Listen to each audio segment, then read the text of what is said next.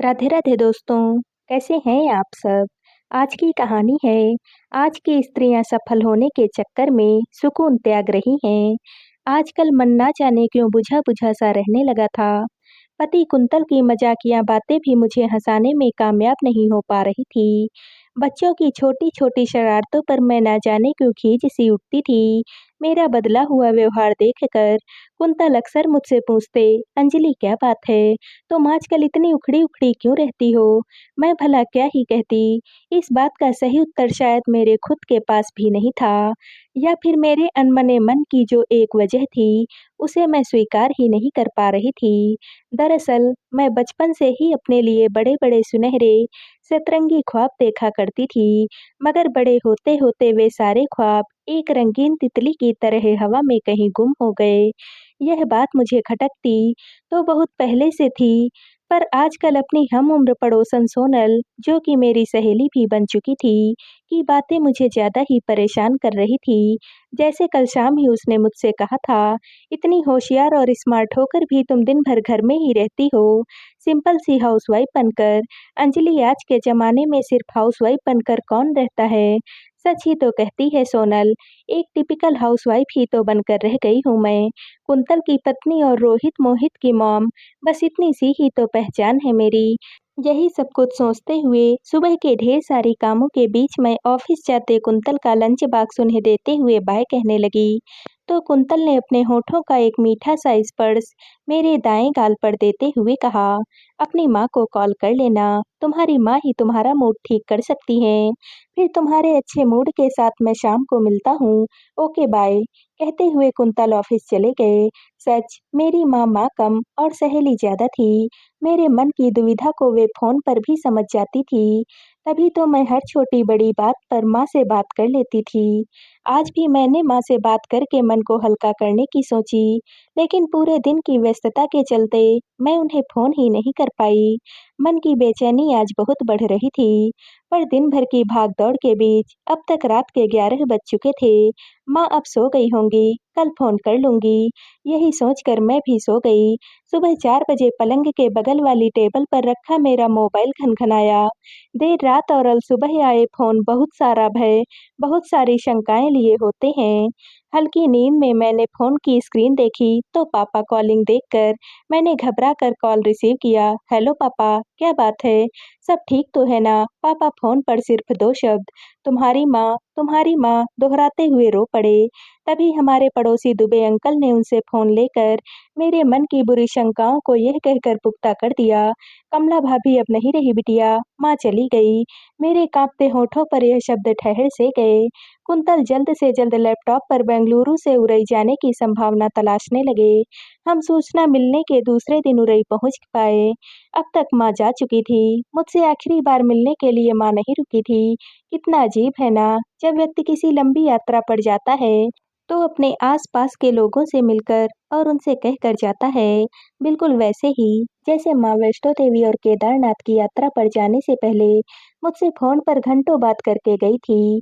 पर अब जब वे कभी ना खत्म होने वाली अंतहीन यात्रा पर जा रही थी, तब वे मुझसे बिना कुछ कहे ही चली गई थी।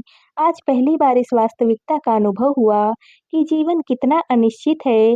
मृत्यु जब हमें लेकर जाती है, तब शायद हम उतने भयभीत भी नहीं होते हैं, जितना कि हम अपने किसी बेहद करीबी व्यक्ति की मृत्यु हो जाने पर होते हैं। मृत्यु के बाद केवल व्यक्ति की देह रखकर आत्मा जाती है, बाकी वह पूरा का पूरा व्यक्ति यहीं तो रह जाता है। ईश्वर का केवल व्यक्ति की देह मिट्टी करके उसकी आत्मा को ले जाना ठीक नहीं है। ईश्वर को उस व्यक्ति की वस्तुएं, उसकी स्मृतियाँ, सब कुछ साथ में ले जानी चाहिए, या फिर उन्हें भी देह की तरह राख कर देने की कोई जुगत बतानी चाहिए। आज मेरा पूरा पीहर दुःख के अपार सागर में डूबा था। केवल घर के सदस्य ही नहीं रो रहे थे, बल्कि घर की एक-एक चीज़ भी जैसे ज़ोर-ज़ोर से विलाप कर रही थी। आँगन की तुलसी भी उदास थी। घर के मंदिर में बैठे माँ के ठाकुर जी उदास थे। माँ की जाप करने वाली माला मंदिर के पास वाली खूंटी पर लटकी उनकी उंगलियों का स्पर्श ना पाकर उदास थी। वे दिन बहुत बुरे और बहुत नीरस थे। देखते-देखते माँ को गए 13 दिन भी पूरे हो चुके थे। उनकी 13वीं के बाद पापा का मेरे भाई मनीष के साथ अमेरिका जाना तय हुआ। दरअसल माँ-पापा उरई में हमारे बड़े से पुराने मकान में ही रहते थे। भाई मनीष अमेरिका में जॉब करता था और वह बार-बार माँ-पापा को अमेरिका साथ ले जाने की जिद भी करता था, पर उन्हें उरई में ही रहना पसंद था। कोई ना कोई बहाना बनाकर वे हर बार अमेरिका जाने से मना कर देते थे, पर अब पापा के पास कोई भी बहाना नहीं था, कोई भी दूसरा विकल्प नहीं था। सारे बहाने और सारे विकल्प माँ अपने साथ जो लेकर चली गई थी। बड़ी मुश्किल से मैंने और भाई ने पापा को अमेरिका जाने के लिए मना लिया था। पापा के ज़रूरी सामानों की पैकिंग करते हुए, पापा के साथ माँ का भी कोई ना कोई ज़रूरी सामान मिल जाता, तो हम तीनों की आँखें एक साथ नम हो जाती थी। माँ का ज़्यादातर सामान हमने दान करने के लिए निकाला और उनकी बहुत थोड़ी स्मृतियों को समेटकर मैंने अपने पास रख लिया। उरई का मकान किराए पर देकर पापा और मनीष अमेरिका चले गए और मैं वापस से बेंगलुरु आ गई। माँ के जाने की उदासी को दूर होने में वक़्त तो लगना ही था। माँ अब नहीं है।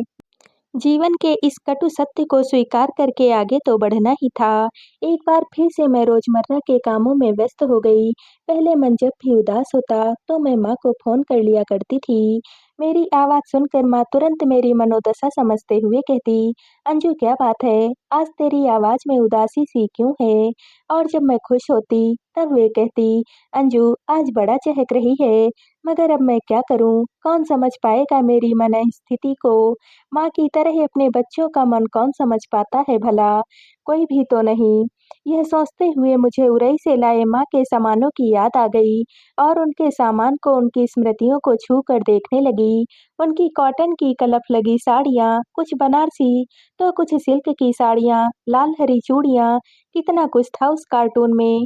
और साथ ही उनकी पसंदीदा कुछ किताबें, जिनमें उपन्यास, कुछ कहानी संग्रह और साथ ही एक भूरी जिल्द वाली डायरी। डायरी, मैंने डायरी शब्द को बुदबुदाते हुए उसे खोला, तो डायरी के पहले पेज पर माँ की सुंदर लिखावट में मेरी सीक्रेट डायरी लिखा पाया। माँ डायरी लिखती थी, पर कब? मैंने खुद से सवाल करते हुए धीरे-धीरे उसे पलटना शुरू किया, तो पहले पन्ने पर लिखा पाया, तारीख 12 दिसंबर 2003, अंजू के ब्याह को आज 3 महीने पूरे हुए। बेटा मनीष अब अमेरिका चला गया है। आज उरई में बड़ी सर्दी तेज है। आज मुझे अंजू और मनीष की बड़ी याद आ रही है। अगर वे दोनों मेरे पास होते, तो ऐसे मौसम में वे मुझसे तिल-गुड़ की चिक्की बनवाने की जिद करते। पर कोई बात नहीं, अंजू के पापा और अपने लिए चिक्की बना ही लेती हूँ। जीवन के हर पल का मज़ा लेना चाहिए। बच्चे नहीं तो हम दोनों ही सर्दियाँ मनाते हैं। इनकी पत्नी कमला। मैंने मुस्कुराते हुए माँ की डायरी का अगला पेज खोला। आज मेरा मन खूब अंजू के पापा के साथ कहीं बाहर घूमने जाने का है। इसलिए मैंने उन्हें खजुराहो चलने के लिए मना लिया। अभी सर्द मौसम अलविदा कह चुका है और ग्रीष्म ऋतु अभी थोड़ी दूर है।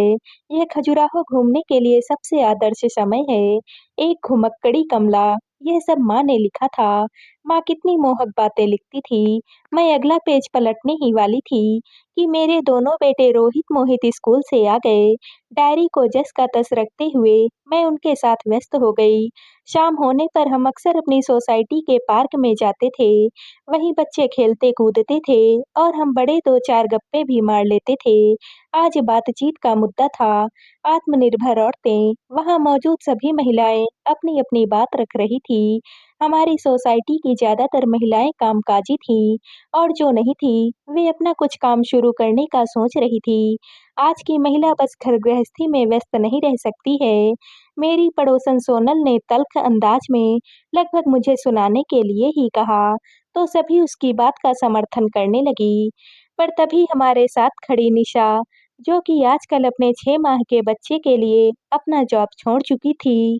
वो बोली, सोनल, बात तो तुम्हारी सही है, पर घर परिवार भी तो ज़रूरी है। हम जब घर गृहस्थी के जॉब में होते हैं ना, तब भी हम बहुत बड़े जॉब में ही होते हैं। घर गृहस्थी का जॉब भी भला कोई जॉब है। अब अंजलि को ही देख लो, कितनी होशियार है, पर इसने अपने आप को घर परिवार, नाते रिश्तों में ही जकड़ लिया। ये ज़िंदगी भी कोई ज़िंदगी है भला। रोटी, कपड़ा, साफ-सफाई, इसका ख़याल रखो, उसका ख़याल। सोनल की इस बात से मन फिर से विचलित हो गया। उसे बिना कोई जवाब जवाब दिए मैं घर तो आ गई, पर घर के काम मुझे अब शूल से चुभने लगे थे। मन हुआ कि यह सब कुछ छोड़कर दुनिया को अपना असली रूप दिखा दूँ, सोनल जैसे लोगों को मुँह तोड़ जवाब दूँ। वैसे सच ही तो कहती है सोनल, आज की कोई भी महिला घर बैठकर सिर्फ घर गृहस्थी ही नहीं संभालती, बल्कि वह बाहर निकल कर अपना करियर भी तो बनाती है, अपने सपनों को पूरा भी तो करती है। ऐसे तमाम विचारों के बीच मन बहुत ज़्यादा अशांत हो चला था। मैं घर के कामों को बोझ समझने लगी। घर परिवार की ज़िम्मेदारियाँ मुझे चुभने लगी थी। अगले ही दिन अनमना सा मन लिए मैंने अपने मी टाइम में यानी रोहित मोहित के स्कूल और कुंतल के ऑफिस जाने के बाद माँ की डायरी को खोला। तारीख 2 अक्टूबर 2015। आज बगल में रह रही नेहा बड़ी परेशान थी। उसे गृहिणी शब्द कचोटता है। वह बाहर की दुनिया में कुछ करना चाहती है और यही सोच-सोच कर वह तनाव में रहने लगी है। मैं उसे अक्सर समझाती रहती हूँ कि अगर स्त्रियों में कुछ करने की चाह है, तो यह तो बहुत ही अच्छी बात है, पर इस बात के लिए भला तनाव क्यों? इसी तरह गली के पहले मकान में रह रही सरला की बहू है, वह भी हमेशा अपनी महत्वाकांक्षाओं के चलते अपनी 7 माह की बेटी को कोसती रहती है। मुझे समझ में ही नहीं आता कि स्त्रियों की यह कैसी महत्वाकांक्षाएं हैं? क्यों आज की स्त्रियां सफल होने के चक्कर में सुकून त्याग रही हैं? मुझे नहीं पता कि उन्हें क्या सिद्ध करना है। ज्ञानी कमला। मैं मुस्कुराई और खुद को हल्का महसूस करती हुई डायरी के सबसे आखिरी पन्ने को पढ़ने लगी। तारीख 28 अक्टूबर 2023। आज मन बहुत हल्का है, जैसे कोई यात्रा पूरी होने को है। बेटी अंजू से यूं तो हर तीसरे दिन बात होती है, पर आज उसके लिए अपनी सीक्रेट डायरी में कुछ लिखने का मन है। आजकल की स्त्रियां सफल तो बहुत हैं, पर आत्मसंतुष्टि से पूरी तरह खाली हैं। वे ना जाने क्या खोज रही हैं। बेटा जीवन में सपने जरूर देखना, मगर सपनों को जीवन पर हावी मत होने देना, क्योंकि जीवन केवल सपना नहीं है। तुम्हारे पास जो भी है, उसकी कीमत समझना। मुझे पता है कि तुम एक बहुत ही महत्वाकांक्षी लड़की रही हो, पर आजकल तुम कुछ ना कर पाने पर छटपटा रही हो। लेकिन तुम जो भी कर रही हो ना, वह काम भी खुद में बहुत बड़ा है। हाउसवाइफ होना दुनिया का सबसे बड़ा काम है।